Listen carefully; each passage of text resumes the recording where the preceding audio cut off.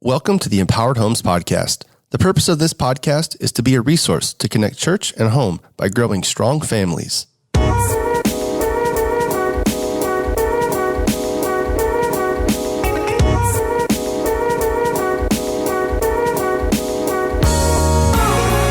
Today on the show, we have a special guest, Max Lucado. Max Lucado has written just countless number of books on spiritual discipline and life and just some practical things that we should be doing and living as everyday believers. And in 1992, he wrote a book, a children's book. Well, he's coming out with a brand new, fully new illustrated copy of that for the 25th year anniversary. And we talk about the book and the importance of the book and really the heart of the book. His words that he wrote down, read by parents to their children. It's just an easy way to bless your kids. Then we got into just some parenting tips and some things about his kids and about, what are some mistakes that he made and some challenges and some things that he wishes he could have done. And then some advice. He gives some great advice. He's also a granddad, so we talk about that for a little bit, about grandparenting and just how to reinforce what his kids are teaching his grandkids. And so if you want more information on topics that we discuss during the interview, always go to empoweredhomes.org. Max, welcome to the show. Oh, thank you. It's a great honor. I sure do appreciate it, and I appreciate all the great work that you guys do. Oh, man. Thank you. Thank you for your time. Two reasons we really want to have you on the show. You got a new edition of a children's book that I love, and I'll talk more about that here in a little bit of why my kids love it. But we're going to talk about the book, just in case you ever wonder. But before we do that, tell us about your family and your wife and who you are. Well, I live in San Antonio, Texas. And my wife and I have lived here since 1988. We moved here from Brazil, where we were missionaries for 5 years. And we married 3 years prior to Brazil. So we've been married, we just celebrated 38 years. Wow. And we've got 3 daughters. We've got 2 sons-in-law. And we've got 2 grandchildren. And so we're just great. We're loving. We've loved every season of life. We really have. Some of them are more intense than others. But this one of being grandparents and having an empty nest, and all 3 of our girls are at a good place, and the 2 that are married are enjoying married life, and so it's just good. We're very, very grateful. I realize that not every season of life is as good as this one, and so we're grateful for to be able to say this one's good. Man, so thankful for you, and I know you have your 3 kids, and in 1992 is when you wrote the first copy of Just in Case You Ever Wonder, right? And you were in the middle of raising your kids, right? Exactly. Yeah, this book, in fact, all of my children's books came out of stories that I told my kids growing up, when they were growing up, and this one's no exception. I used to look for a way to. It occurred to me one time that in weddings we have marriage vows, but we don't have parental vows that we can repeat and restate to our children. And so I was creating these parental vows that I was giving to my children, and we would have nighttime, bedtime reading, and I would use that phrase. Now, just in case you ever wonder, I'm going to always be here. Just in case you ever wonder, you can count on me. Just in case you ever wonder, and it became kind of a favorite phrase in our family. And so after a time, I thought, I'm going to see if I can turn all of these little statements into a story, into a book. And that's what I did. And that was back in 1992. And the book has enjoyed a wonderful, wonderful life. It's probably been the gift of more baby showers than we can count. Yep. Because it's a great tool to give to young parents.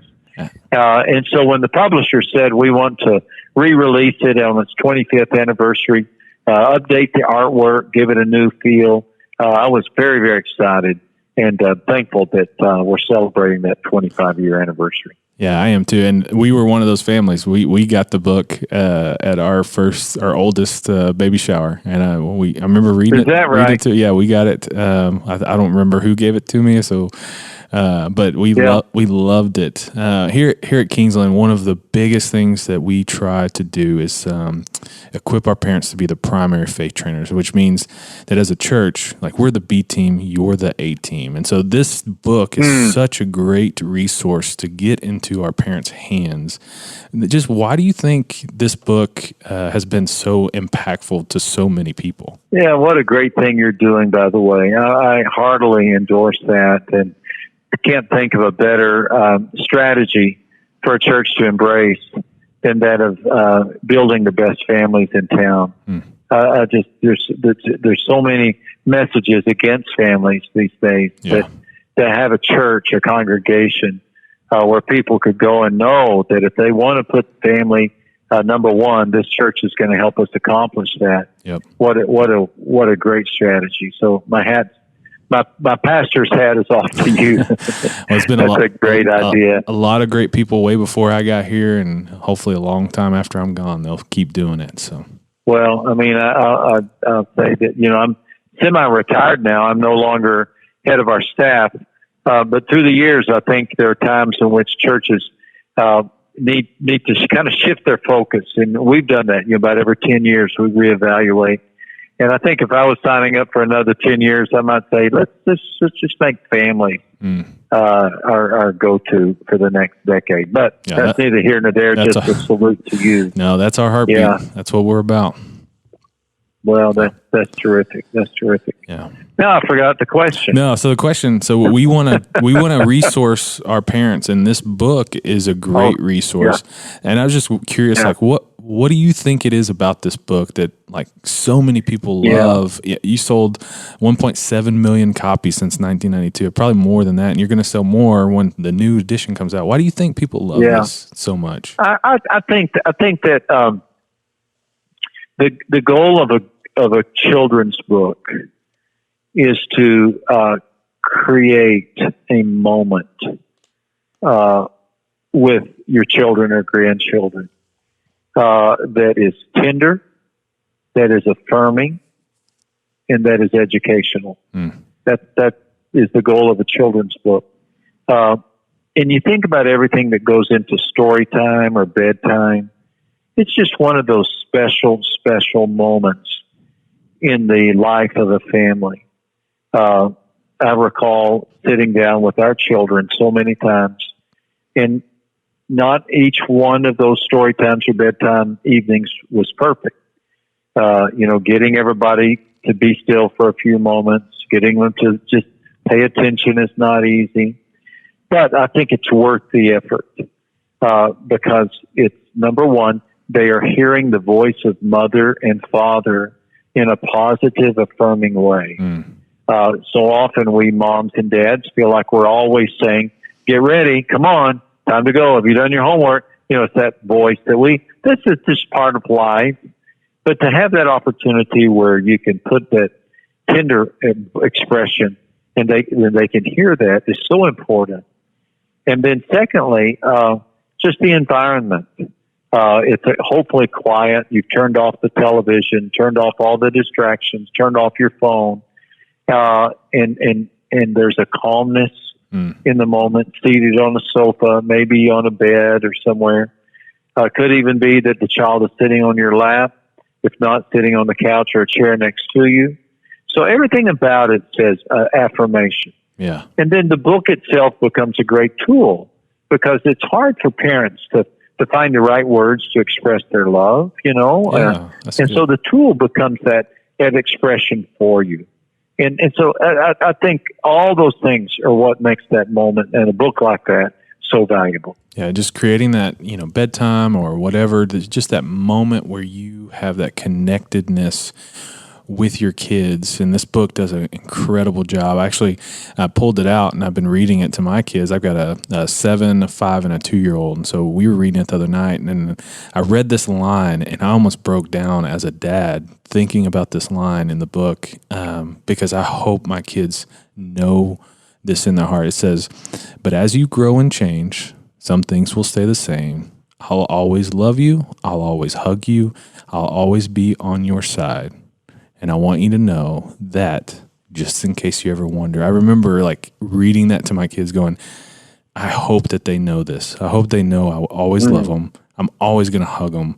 And I'm always going to be by their side. And so for parents reading this and speaking that truth into their kids in that moment is huge. You know, even for me, I'm a pastor. I'm supposed to get it, right. And I think for just all of our parents, like, this is so practical for you. If you don't know how to have a meaningful moment or just to speak a blessing into your kids, this book does it for you, because that's a good word right there, you know, Bobby. You're blessing. Yeah, you're speaking blessing into them, even though these are your words that you wrote, but it's the parents' words to their kids, you know, and with that, then there's another line that my son stopped me, my 7-year-old. It says, if your grades are bad and your teacher's mad, you can come to me because I'll always love you. And he stopped me and was like, so Dad, if I fail 2nd grade this year, like, you're still going to love me? And I said, absolutely, buddy. Absolutely. Oh, for sure. Yeah. Hey, can I tell you the boomerang blessing that comes around? And to be honest, I had almost forgotten all about this. But when I turned 60, I'm 64 years old. When I turned 60, the book that my 3 grown daughters, the gift that my 3 grown daughters made for me was their version of Just in Case You Ever Wonder. Man. And they had written phrases and included pictures from childhood. And it was their way of saying back to me, just in case you ever wonder if you've been a good dad. Oh, man. Just in case you ever wonder if you blew it. Just in case you ever wonder, you know, if you paid attention. And then their affirmation was, you did a great job. We love you. That's it right there, right? That's what you want. Bobby, that's the ultimate payday. Absolutely. That's the ultimate payday. Yeah. And you don't do this as a parent for your kids for that payday, but man, it's cool when you get to see that, right? It certainly is, isn't it? Most of the time, your kids don't have the mental capacity to say, "Oh, Mom, thank you for actually caring about me," you know. And so when you get that as your adult kid, that's the goal, right? You want one of the phrases we say around here is like, "We don't know what we're doing is going to be effective until our grandkids are following the Lord," you know. That's right. You know, when we know our grandkids are following the Lord, we did well, and that's a long time from now. And so. Yeah.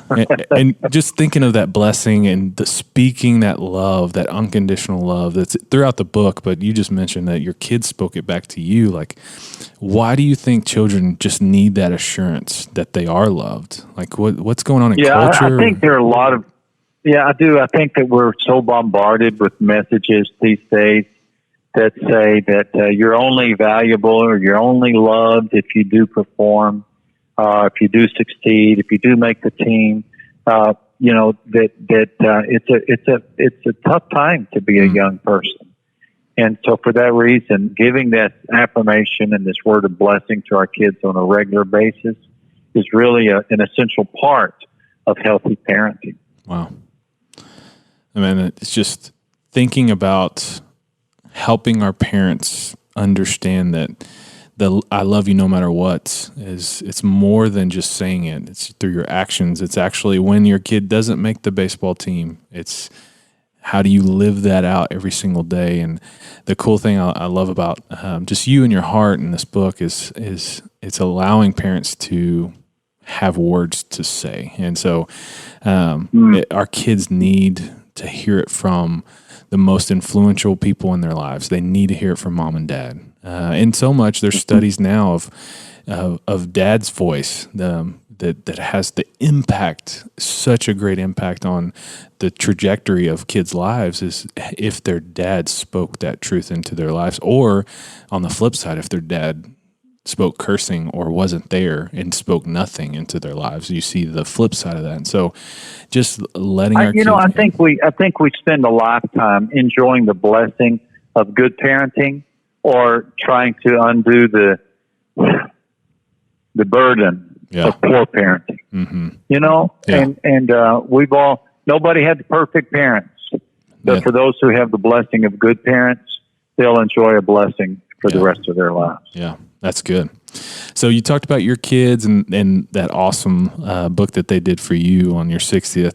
If you could go back in time when your kids, let's say they're my age, about that second to kindergarten range, if you can go back in time for that elementary age, what would you tell yourself, like as a parent, or what was a mistake that you made, or some advice you'd give yourself? I think I would tell myself that you will never regret any sacrifice you make as an investment in these young lives. You'll never regret it. There are some sacrifices I did make, and I don't regret them.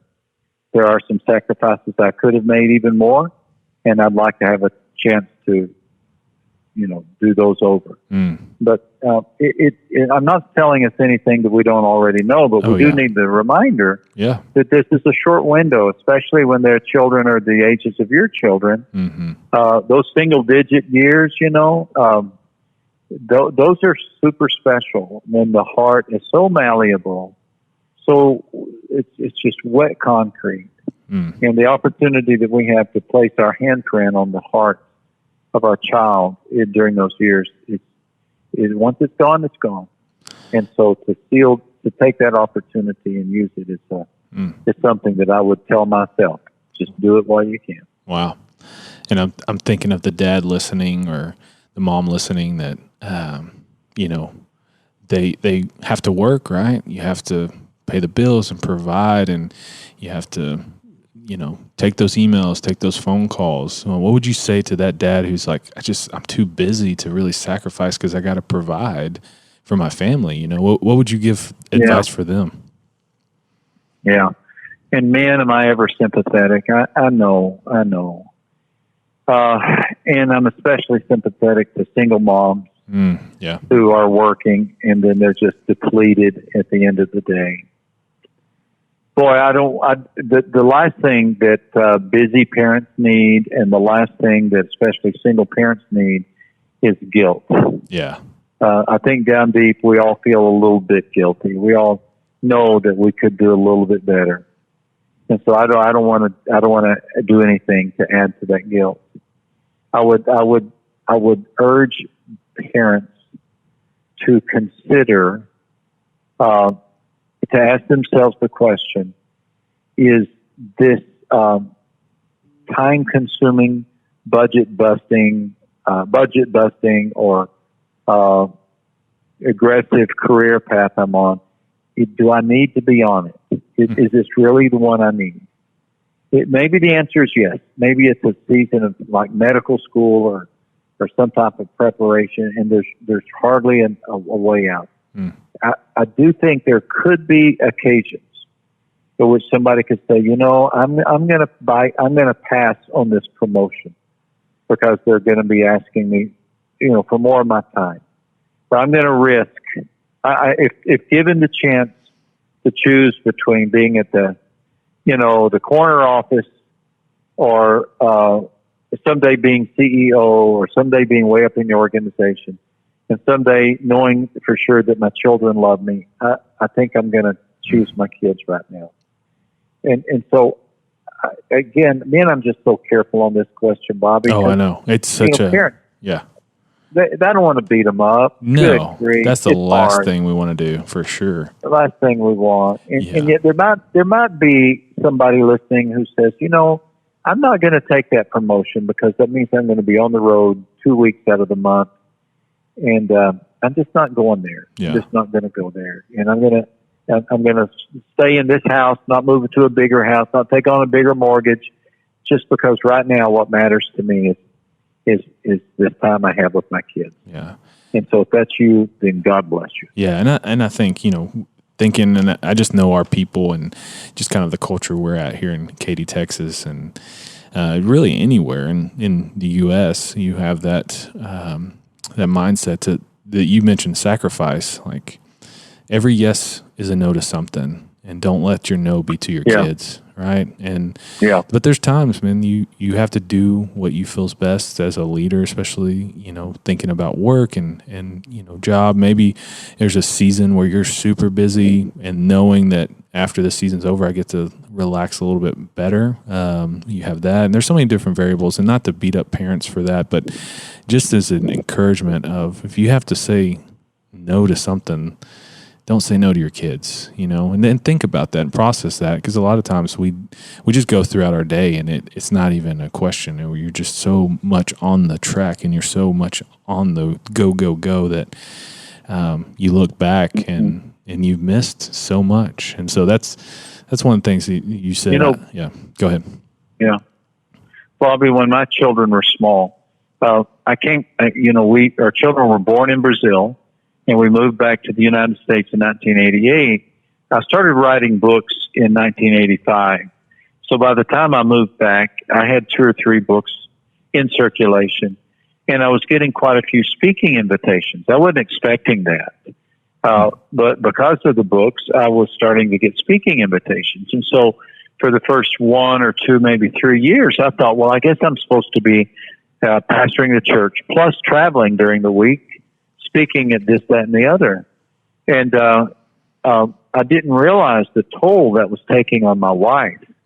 One time I called her from Dallas, and I live in San Antonio, and I called her, and it was about 8:30 or 9 at night. She was getting the kids all ready for bed. I was calling from DFW Airport, and our children were all very small. At least one, maybe 2 were still in diapers. And I said, hey, honey, I've got this great opportunity. I've been asked to go do this with so-and-so here in about a month. And she started crying. Rather than be excited, she started crying. And I said, honey, and she said, I'm so tired of you being gone. I'm just so tired of it. And it finally dawned on me the price, I was getting, these speaking opportunities were taking their toll on my family. And so I came home and we talked it through, and I pretty well got off the road for about 10 years. Wow. I mean, if it was something really major, I would go, but it had to be really major. Wow. And you know what, Bobby? I haven't paid that hasn't affected my ministry negatively in one iota. Just the opposite. All 3 of my daughters walk with the Lord. Our marriage is healthy. I'm excited to see my wife tonight. And so that was a great decision I made. And there might have been those that say, yeah, but if you do that, you're going to be, cutting back on the influence of your ministry and stuff like that. But I'd do it again in a heartbeat. Yeah, your greatest ministry is right in your home, right? There's no doubt. Yeah, no doubt. That's where you need to be. And just thinking as you're saying that, of like, you're human. I'm sure there was opportunities that came up and you probably wanted to, and you're probably like, man, I missed out, or I could have done that, but my kids are more important. And what that speaks to your family is huge. And just kudos to you, man. Yeah. That's huge. And the highlight or well, there's a lot of things I could have done better, but that was one thing that I will say. I'm glad I made that choice. Man, that's incredible of being willing to do that and sacrifice that. It's encouraging for me too, as a young dad, just saying yes to my family more, even when good things. And I'm sure you're getting phone calls about good things, and being able to say no to them so that you can say yes to your kids. That's awesome. So switching gears, that was some great advice. Kind of just to me, really, if anybody listening got anything out of that, that's awesome. I sure did. Just me personally. But let's shift gears. Your granddad, do you have a name? Do they call you something? Pappa Max. Pappa Max. Pappa Max. Isn't that great? That's awesome. Pappa Max. Yeah, my kids call their grandpa Pa. It's just Pa. And that's good. It's good. So as a granddad, as a grandparent, what are some things you've learned now that you have adult children that are you're kind of walking along them while they have kids, as you're dealing with and managing grandparenting and all that stuff? Like, what are some things that you've learned that you're like, God just showed me this? Well, I'll tell you what, grandparenting exceeds even the high expectations that I had for it. It's just the best thing. And, you know, what they say is true. You get all the good parts and none of the bad parts. That's awesome. You get to play with the kids and then hand them to mama to put them to bed. So, no, it really is wonderful. And I'm hoping that we're, as grandparents, reinforcing what my daughter and son-in-law are doing with the kids. Gratefully, we live just 10 minutes from our grandkids, so we get to see them a lot. We have those spontaneous evenings. Like a couple of evenings ago, they called, and I can't remember, maybe we called, said, "You want to come over for pizza?" Next thing you knew, we were all together and spent 2 or 3 hours with each other, and it was really great. Man, that's so great. So I don't know if I have any great grandparenting advice yet. I'm still learning this. Yeah. But I'll tell you one thing, it's a lot of fun. That's awesome. And, you know, grandparenting, and I got the opportunity to hang out with a guy who's writing a book on grandparenting, Matthew Duprez. He did a bunch of research, and the cool findings that he found were that parents, they influence, faith practices, the going to church and spiritual disciplines and all that stuff. But grandparents have a really high influence on faith identity, and I guess the personal development of what faith looks like, or ownership of faith in their grandkids, both good and bad. So if grandparents don't have faith, it's modeled that way. But if grandparents do have faith and it's modeled, so there's correlations. Just fascinating stuff of like the grandparents' influence of that faith identity is huge. Do you see any of that just as early on with your grandkids? Well, just an opportunity to reinforce what their parents are already teaching. And to be there, it's because we know what they're teaching the kids, and then when they hear it again from grandma and grandpa, I think that just reinforces. That's huge. That's really good. So grandparents, reinforce and listen to your kids, and that's it, Bobby. That's awesome. That's it. And Max, thank you so much. I have one last question that I always like to. I've done a few of these interviews with different people, and I'm putting you on the spot, I know, but if a parent's listening right now, or a grandparent, and they're listening right now, and they're going, "You've talked about this book, you've talked about being the primary faith trainer, and sacrificing for your family, and all that sounds good, but what's one thing I can do at home tonight that's gonna impact my kids?" Like, what is the one piece of advice that if you can give every parent to do tonight that they can start in their home, what would that be? Yeah, I would say don't underestimate the power of encouragement. Healthy families have a encouragement to discouragement ratio of 5-1. For every discouraging word, there are 5 encouraging words. Wow. So don't underestimate the power of encouraging the people in your family. Wow, that's powerful. Man, there it is.